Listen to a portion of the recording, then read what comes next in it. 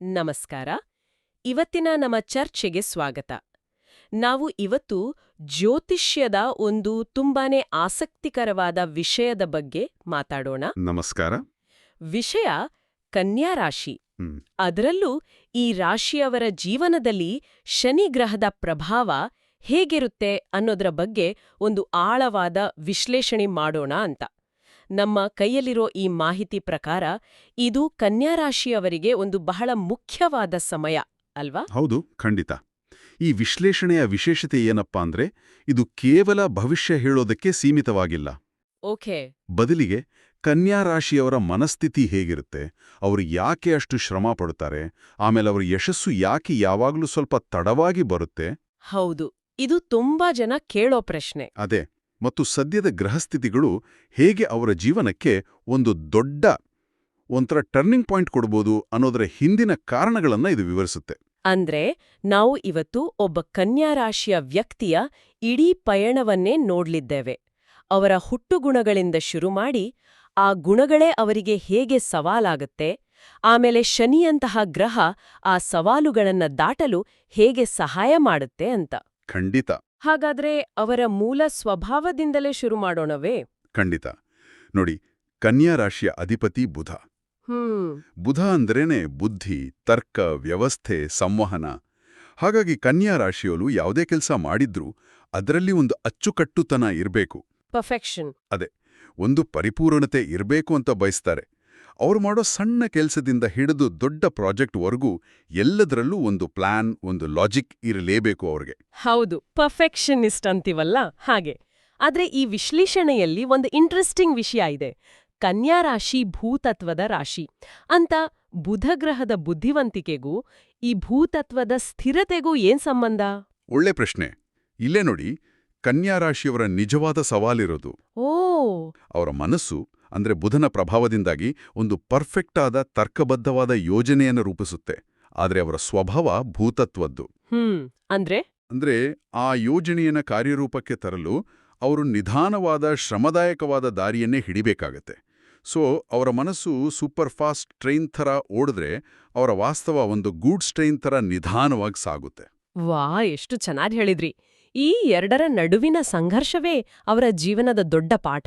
Correct. ಅಂದ್ರೆ ಅವರ ಮನಸ್ಸಲ್ಲಿ ಒಂದು ಬ್ಲೂ ಪ್ರಿಂಟ್ ರೆಡಿ ಇರುತ್ತೆ, ಆದ್ರೆ ಅದನ್ ಕಟ್ಟೋಕೆ ಒಂದೊಂದೇ ಇಟ್ಟಿಗೆಯನ್ನ ಕಷ್ಟಪಟ್ಟು ಜೋಡಿಸ್ತಾ ಹೋಗ್ಬೇಕು. ಆದ್ರೆ ಈ ಪರಿಪೂರ್ಣತೆ, ಈ ಕಷ್ಟಪಟ್ಟು ದುಡಿಯೋ ಸ್ವಭಾವ ಒಳ್ಳೆ ಗುಣಗಳೇ ಅಲ್ವಾ? ಇವು ಹೇಗೆ ಸಮಸ್ಯೆ ಆಗುತ್ತೆ? ಒಳ್ಳೆ ಪಾಯಿಂಟ್. ಈ ಗುಣಗಳು ವೈಯಕ್ತಿಕವಾಗಿ ಶ್ರೇಷ್ಠವೇ, ಆದರೆ ವೃತ್ತಿಪರವಾಗಿ ಮತ್ತು ಸಾಮಾಜಿಕವಾಗಿ ಇವು ಕೆಲವೊಮ್ಮೆ ಸವಾಲು ತರುತ್ತೆ. ಹೇಗೆ ಅಂದ್ರೆ, ಕನ್ಯಾ ರಾಶಿಯವರು ತಾವು ಮಾಡಿದ ಕೆಲಸಕ್ಕೆ ತಾವೇ ಮುಂದೆ ಬಂದು ಕ್ರೆಡಿಟ್ ತಗೊಳ್ಳಲ್ಲ. ನನ್ನ ಕೆಲಸವೇ ಮಾತಾಡಬೇಕು ಅನ್ನೋ ಮನೋಭಾವ ಅವ್ರದ್ದು, ಗೊತ್ತಾ? ಹೌದು ಹೌದು. ಇದರಿಂದ ಏನಾಗತ್ತೆ ಅಂದ್ರೆ, ಎಷ್ಟೋ ಬಾರಿ ಅವರ ಶ್ರಮಕ್ಕೆ ಸಿಗಬೇಕಾದ ಗೌರವ, ಪ್ರಶಂಸೆ ಬೇರೆಯವರ ಪಾಲಾಗುತ್ತೆ. ಅಷ್ಟೇ ಅಲ್ಲ, ಎಲ್ಲರ ಜವಾಬ್ದಾರಿಯನ್ನ ತಮ್ಮ ಹೆಗಲ ಮೇಲೆ ಹೊತ್ತುಕೊಳ್ಳೋ ಅಭ್ಯಾಸ ಕೂಡ ಇವರಲ್ಲಿ ಜಾಸ್ತಿ ಅಂತ ನಮ್ಮ ಮೂಲದಲ್ಲಿ ಹೇಳಲಾಗಿದೆ. ಸಂಪೂರ್ಣ ನಿಜ. ಅದು ಮನೆಯಲ್ಲಾಗ್ಲಿ ಆಫೀಸ್ನಲ್ಲಾಗ್ಲಿ ನಾನಿದ್ದೇನೆ, ನಾನೇ ನಿಭಾಯಿಸ್ತೀನಿ ಅಂತ ಮುಂದೆ ಬರ್ತಾರೆ. ತಮ್ಮ ನೋವನ್ನ, ಕಷ್ಟವನ್ನ ಬೇರೆಯವ್ರ ಜೊತೆ ಹಂಚಿಕೊಳ್ಳೋದೇ ಇಲ್ಲ. ಇದರಿಂದ ನಿಧಾನವಾಗಿ ಅವರ ಮೇಲೆ ಕೆಲಸದ ಹೊರೆ, ಮಾನಸಿಕ ಒತ್ತಡ ಮತ್ತು ಮುಖ್ಯವಾಗಿ ಆರ್ಥಿಕ ಹೊರೆ ಕೂಡ ಹೆಚ್ಚಾಗ್ತಾ ಹೋಗುತ್ತೆ. ಓ ಸರಿ. ಕುಟುಂಬದ ಜವಾಬ್ದಾರಿ, ಸ್ನೇಹಿತರಿಗೆ ಸಹಾಯ ಮಾಡೋಕೆ ಅಂತ ಮಾಡಿದ ಸಾಲ, ಅನಿರೀಕ್ಷಿತ ಖರ್ಚುಗಳು, ಹೀಗೆ ಅವರ ಸಂಪಾದನೆ ಬಹುತೇಕ ಬೇರೆಯವರಿಗಾಗಿಯೇ ಖರ್ಚಾಗ್ಬಿಡುತ್ತೆ. ಹಾಗಾದ್ರೆ ಅವರ ಶಕ್ತಿಯೇ ಅವರ ದೌರ್ಬಲ್ಯವೂ ಆಗುತ್ತೆ. ಇಂಥ ಒಂದು ಪರಿಸ್ಥಿತಿಯಲ್ಲಿ ಶನಿಗ್ರಹದ ಎಂಟ್ರಿ ಹೇಗಿರುತ್ತೆ? ನಾನು ಯಾವಾಗ್ಲೂ ಶನಿ ಅಂದ್ರೆ ಕಷ್ಟ ಕೊಡುವ, ಶಿಕ್ಷೆ ನೀಡುವ ಗ್ರಹ ಅಂತಲೇ ಅಂದ್ಕೊಂಡಿದ್ದೆ. ಆದ್ರೆ ಈ ವಿಶ್ಲೇಷಣೆ ಶನಿಯನ್ನು ಒಬ್ಬ ಪರೀಕ್ಷಕ ಅಂತ ಕರೆಯುತ್ತೆ. ಇದ್ ನನ್ಗೆ ಬಹಳ ಕುತೂಹಲ ಮೂಡಿಸಿದೆ. ಹೌದು, ಈ ಪರೀಕ್ಷಕ ಅನ್ನೋ ಪದ ಇದೆಯಲ್ಲ, ಅದೇ ಈ ಇಡೀ ವಿಶ್ಲೇಷಣೆಯ ಪ್ರಮುಖ ಅಂಶ. ಶನಿಯನ್ನ ಒಬ್ಬ ಕಠಿಣವಾದ ಆದರೆ ನ್ಯಾಯವಂತನಾದ ಪ್ರೊಫೆಸರ್ಗೆ ಹೋಲಿಸ್ಬೋದು. ಓಕೆ. ಅಥವಾ ಒಬ್ಬ ಕೋಚ್ ಅಂತಾನೂ ಅನ್ಕೋಬಹುದು. ಅವರು ನಮ್ಮನ್ನ ಸೋಲ್ಸೋಕೆ ಪರೀಕ್ಷೆ ಇಡಲ್ಲ, ಬದಲಿಗೆ ನಾವು ಮುಂದಿನ ಹಂತಕ್ಕೆ ಹೋಗೋಕೆ ಎಷ್ಟು ಸಿದ್ಧರಾಗಿದ್ದೀವಿ ಅಂತ ಪರೀಕ್ಷೆ ಇಡ್ತಾರೆ.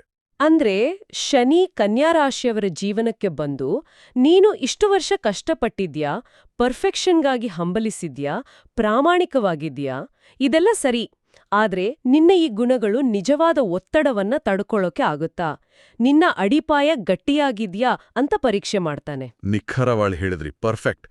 ಶನಿಯ ಪರೀಕ್ಷೆ ಅವರ ಶ್ರಮ, ಸಹನೆ ಮತ್ತೆ ಅವರ ಉದ್ದೇಶದ ಶುದ್ಧತೆಯನ್ನ ಅಳೆಯುತ್ತೆ. ಓ, ಕನ್ಯಾ ರಾಶಿಯವರಲ್ಲಿ ಈ ಗುಣಗಳು ಸಹಜವಾಗಿ ಇರೋದ್ರಿಂದ ಶನಿಯ ದಸೆ ಆರಂಭದಲ್ಲಿ ಕಷ್ಟ ಅನ್ಸಿದ್ರೂ ಅದವರ ಜೀವನದ ಅಡಿಪಾಯವನ್ನ ಇನ್ನಷ್ಟು ಗಟ್ಟಿಗೊಳಿಸುತ್ತೆ. ಅಂದ್ರೆ ಇದು ಶಿಕ್ಷೆ ಅಲ್ಲ, ಇದೊಂದು ರೀತಿ ಟ್ರೈನಿಂಗ್. ಎಕ್ಸಾಕ್ಟ್ಲಿ.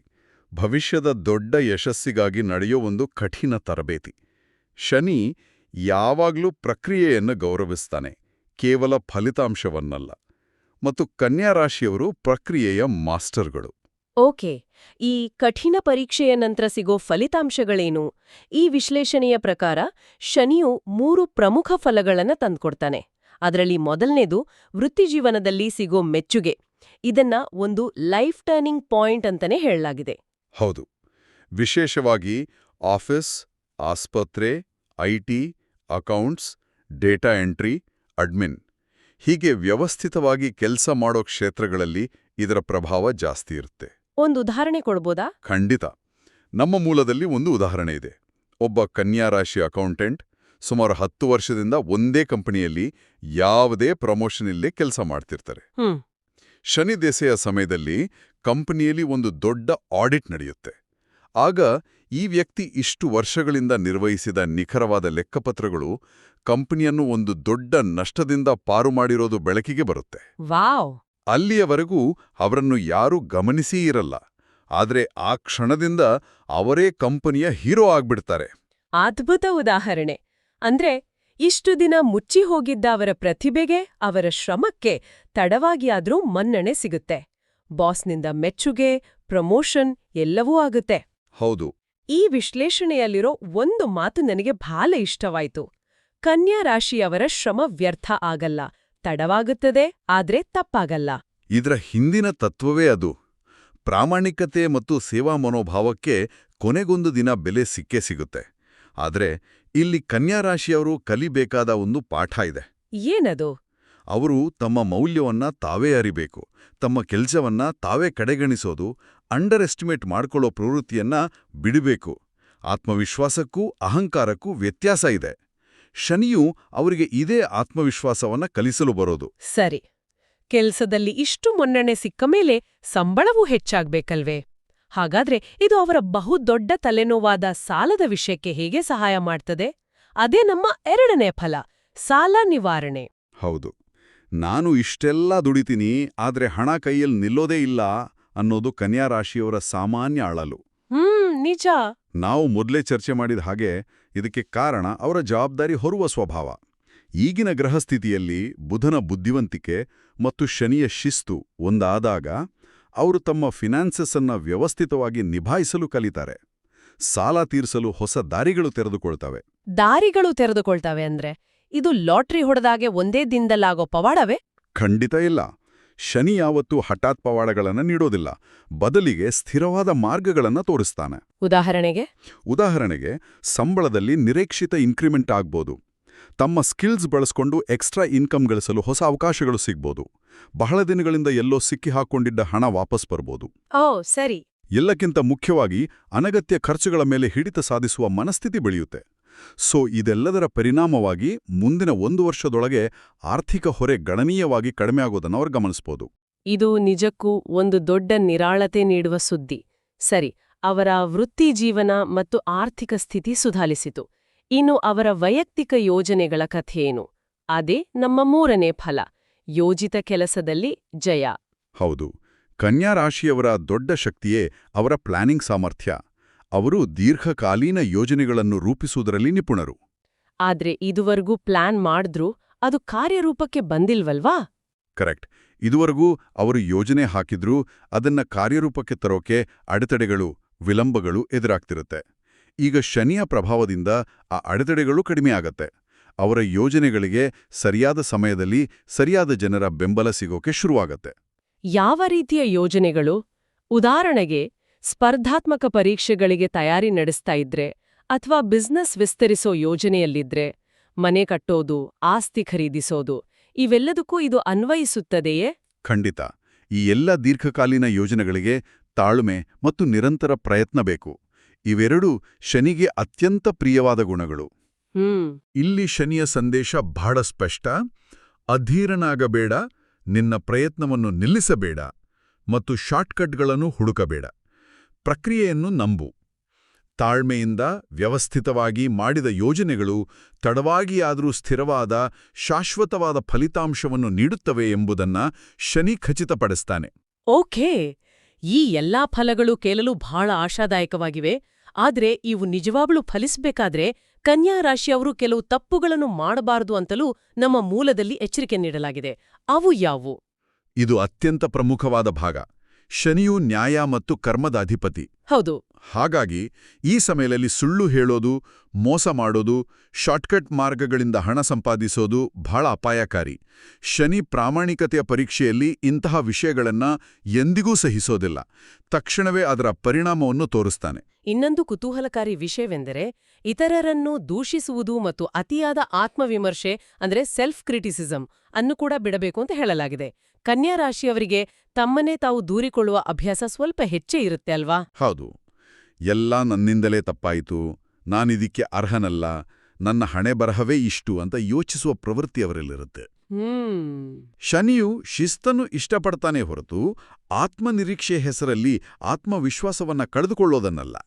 ಈ ಸಮಯದಲ್ಲಿ ಅವರು ತಮ್ಮ ತಪ್ಪುಗಳಿಂದ ಪಾಠ ಕಲಿಬೇಕೇ ಹೊರತು ಅದೇ ತಪ್ಪುಗಳನ್ನ ನೆನೆದು ಕೊರಗುತ್ತ ಕೂರಬಾರದು. ಸರಿ, ಹಾಗಾದ್ರೆ ಈ ಸವಾಲುಗಳನ್ನ ಎದುರಿಸಿ ಒಳ್ಳೆ ಫಲಗಳನ್ನ ಪಡೆಯಕ್ಕೆ ಕೆಲವು ಸರಳ ಪರಿಹಾರಗಳನ್ನ ಕೂಡ ಸೂಚಿಸಲಾಗಿದೆ. ಆದ್ರೆ ಜ್ಯೋತಿಷ್ಯದ ಪರಿಹಾರಕ್ಕೂ ಮತ್ತು ಉತ್ತಮ ಜೀವನ ಶೈಲಿಗೂ ಇರುವ ನೇರ ಸಂಬಂಧವನ್ನ ಎನ್ನಷ್ಟು ವಿವರಿಸಬಹುದೇ? ಬಹಳ ಒಳ್ಳೆಯ ಪ್ರಶ್ನೆ ಕೇಳಿದ್ರಿ.